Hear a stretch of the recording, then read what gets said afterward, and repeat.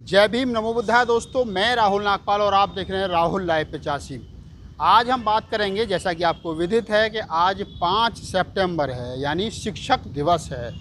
और शिक्षक दिवस किस महान विभूति के नाम पर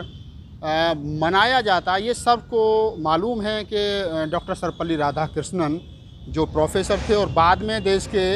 राष्ट्रपति हुए, उनके नाम पर उनके जन्मदिन के दिन यानी 5 सितंबर 1888 को सर्वपल्ली राधाकृष्णन साहब का जन्मदिन होता है। इसलिए आज ही के दिन उनके जन्मदिन पर शिक्षक दिवस मनाया जाता है। जब हम ये बात करते हैं शिक्षक दिवस, जब भी हर साल आता है, तो कुछ लोग बुद्धिजीवी प्रबुद्ध साथी मुल्क भर में ऐसे हैं जो गाए बगाए इस बात पर शोर मचाते हैं कि जिस आदमी के नाम पर शिक्षक दिवस मनाया जाता है, यानी सर्वपल्ली राधाकृष्णन साहब के नाम पर, जिसके नाम पर शिक्षक दिवस मनाया जाता है, उन पर एक बड़ा आरोप लगता है। आरोप यह है कि उन्होंने अपने स्टूडेंट्स की थीसिस चोरी की थी और उन पर चोरी का, साहित्य चोरी का आरोप लगा। ये बड़ा आरोप है, साहित्य चोरी का आरोप साधारण आरोप नहीं है। एक व्यक्ति एक पीएचडी की थीसिस लिखने में 4-5 साल लगाता है, उसकी खोज होती है, और उसको कोई व्यक्ति चुरा करके अपने नाम से कोई किताब छपवा दे, और उसको सोचिए कि उस पर मुकदमा हो और मुकदमा चले और मामला हाईलाइट हो जाए, और फिर मामला ऐसे व्यक्ति से जुड़ा हो जो देश का राष्ट्रपति भी रहा हो और जिसके नाम से शिक्षक दिवस भी मनाया जाता हो, तो मामला इसलिए भी महत्वपूर्ण और बड़ा हो जाता है। तो हमारे बहुत सारे साथी हैं, ना तो इनको ये मालूम है कि ये आरोप किसने लगाया था, ना उनको ये मालूम है कि इस आरोप के पीछे कौन कौन लोग थे, या सर्वपल्ली राधाकृष्णन ने के ऊपर जो आरोप लगा तो उस आरोप का आखिर हुआ क्या था। ये एक बड़ी बात है। तो मैं आज जो मैंने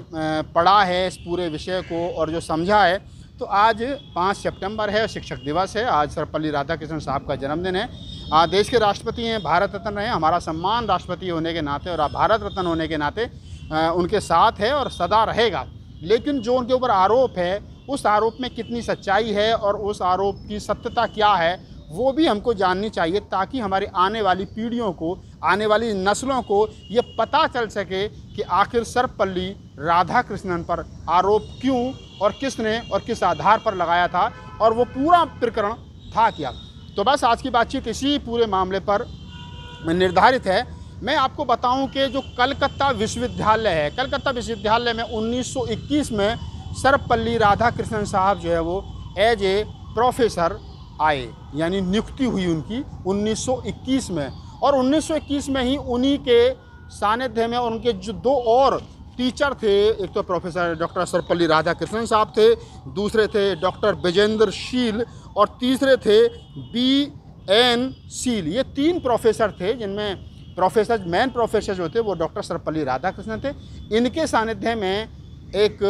जो स्टूडेंट थे जिन्होंने ये आरोप लगाया था कि मेरी थीसिस सर्वपल्ली राधाकृष्णन ने चुराई है, उन्होंने, उनका जो वो महान दार्शनिक थे, भारत के महान दार्शनिकों में उनकी गिनती होती है, मैं आपको बताता चलूँ, वो इंडियन फिलॉसफी के राइटर्स थे। और उनका जो एक बड़ा जदुनाथ सिन्हा उनका नाम था। जदुनाथ सिन्हा एक, मतलब जैसे मैंने बताया स्टार्टिंग में, जदुनाथ सिन्हा जो हैं एक महान फिलोसफर थे, इंडियन फिलॉसफी के राइटर्स थे और मतलब भारत के दार्शनिक थे। एक बात उन्होंने 1921 में जब थीसिस लिखनी शुरू की भारत दर्शन पर, तो उनकी जो थीसिस थी वो जब उन्होंने सबमिट कर दी, और 2000 पेज की वो थीसिस थी, और उस थीसिस को उन्होंने जब सबमिट किया, प्रोफेसर जो अपना सर्वपल्ली राधाकृष्णन थे और BN शील थे और विजेंद्र नाथ शील थे, 3 प्रोफेसर थे, जिनमें मेन जो थे वो सर्वपल्ली राधाकृष्णन साहब थे। उनके यहाँ वो थीसिस सबमिट कर दी। उन्होंने वो चक्कर लगाते रहे कि भाई मैंने थीसिस सबमिट की है, मुझे मेरी थीसिस के बारे में बताइए, मुझे डॉक्टरेट की उपाधि कब दोगे। सालों गुजर जाने के बाद में जब उस थीसिस पर कोई काम नहीं हुआ, जब जाते थे, सर्वपल्ली राधाकृष्णन साहब जो है बहुत ज़्यादा बिजी रहते थे, बात नहीं हो पाती थी प्रॉपर। स्टूडेंट्स भी, एक बात और बताता चलूँ कि जो विद्यार्थी थे, विद्यार्थी खेमा था, वो सर्वपल्ली राधाकृष्णन से खुश नहीं रहता था, क्योंकि सर्वपल्ली राधाकृष्णन पर पत्रकार महेंद्र यादव के अनुसार, ये जो जितनी बात मैं यहाँ कर रहा हूँ, ये तमाम महेंद्र यादव जो एक अच्छे ब्लॉगर्स हैं, उनकी जो एक मैगजीन है जिस पर वो लिखते थे, उनकी जो मैगजीन है उससे इन सारी चीज़ों को लिया गया है और उसी ब्लॉग से उनके से लिया गया है। तो मैं बता दूं कि 1929 के आसपास जब उनको एक मालूम चला कि प्रोफेसर सर्वपल्ली राधाकृष्णन ने भारतीय दर्शन पार्ट 2 नाम की एक किताब जो है वो इंग्लैंड से छपवाई है। और जब वो किताब बाज़ार में जदुनाथ सिन्हा को मिली और वो जब किताब उन्होंने पढ़ी तो उनके पैरों के नीचे से ज़मीन निकल गई। ज़मीन इसलिए निकल गई कि उस किताब में जो बातें थीं या किताब में जो लिखा गया था ये जदुनाथ सिन्हा की थीसिस का एक बड़ा हिस्सा था। यानी जो जदुनाथ सिन्हा ने अपनी थीसिस जमा की थी प्रोफेसर सर्वपल्ली राधाकृष्णन को, वही थीसिस उठा करके उन्होंने किताब में छाप दी। भारतीय दर्शन करके किताब उन्होंने इंग्लैंड से छपवाई थी और इस किताब में ये थीसिस छाप दी। उसके बाद में जदुनाथ सिन्हा वहाँ लगातार चक्कर लगाते रहे। प्रोफेसर्स की टालम टोल, आखिरकार जदुनाथ सिन्हा को कोर्ट का सहारा लेना पड़ा और मामला जा पहुँचा कलकत्ता हाई कोर्ट में। कलकत्ता हाई कोर्ट में मामला चला और वहाँ उस समय की सारी पत्रिकाओं की हाईलाइट, सारी मैगजीन्स में, सारे अखबार्स में ये मामला जब छपा कि प्रोफेसर सर्वपल्ली राधाकृष्णन ने अपने स्टूडेंट्स जदुनाथ सिन्हा की थीसिस चुरा करके किताब लिखी है जो इंग्लैंड से उन्होंने छपवाई है, इस किताब को लेकर के हंगामा हुआ। उस समय एक महत्वपूर्ण बात मैं आपको बताता चलूँ कि उस समय पर जो कलकत्ता विश्वविद्यालय था उसके जो कुलपति थे, उन कुलपति का नाम था श्यामा प्रसाद मुखर्जी। वही श्यामा प्रसाद मुखर्जी जो आरएसएस के संस्थापक सदस्य रहे। श्यामा प्रसाद मुखर्जी बड़े वहाँ के प्रोफेसर थे और कुलपति थे। सबसे बड़ी बात थी कुलपति थे। श्यामा प्रसाद मुखर्जी के सामने जब ये बात पहुँची, उन्होंने सारे मामले को समझा तो उन्होंने प्रोफेसर सर्वपल्ली राधाकृष्णन को बुलाया और उन्होंने कहा कि इस मामले को आप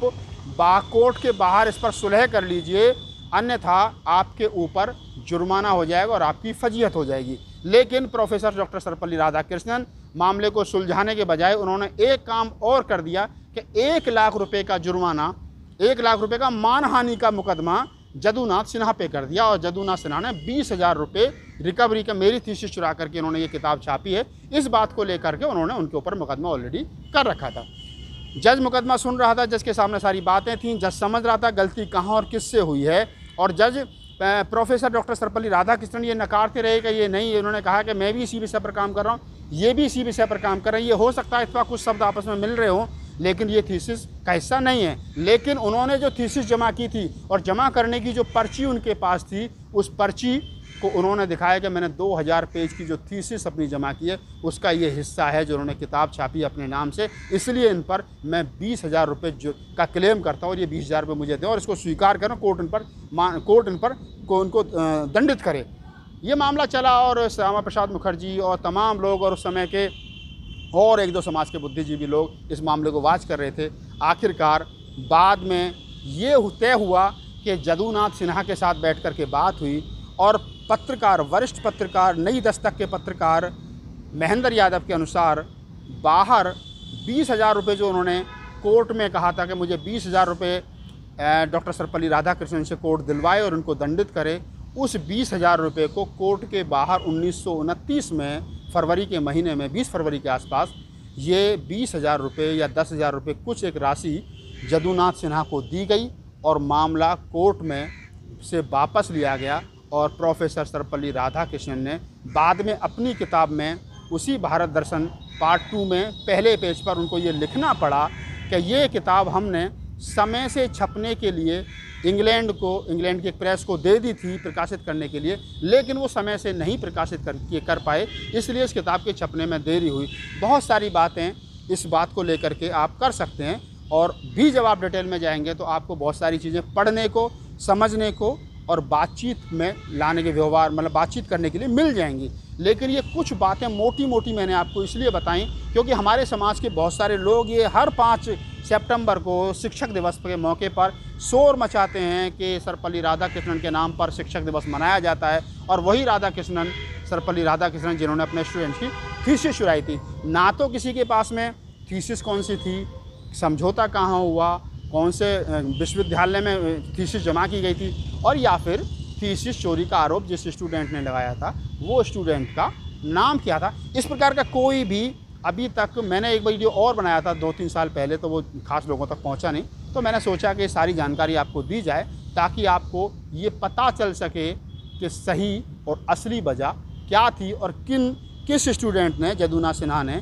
और डॉक्टर सर्वपल्ली राधाकृष्णन के बीच में जो विवाद हुआ था, वो विवाद कोर्ट के बाहर श्यामा प्रसाद मुखर्जी जो वो कलकत्ता विश्वविद्यालय के कुलपति थे, उनकी सानिध्य में या उनके घर पर इस मामले को सुलझाया गया और तब जाकर के मामला शांत हुआ। तो बस आज ये वीडियो मैं इसीलिए बनाया हूँ कि हमारे आने वाली पीढ़ी को ये पता चल सके और उनको मालूम हो कि असली वजह प्रोफेसर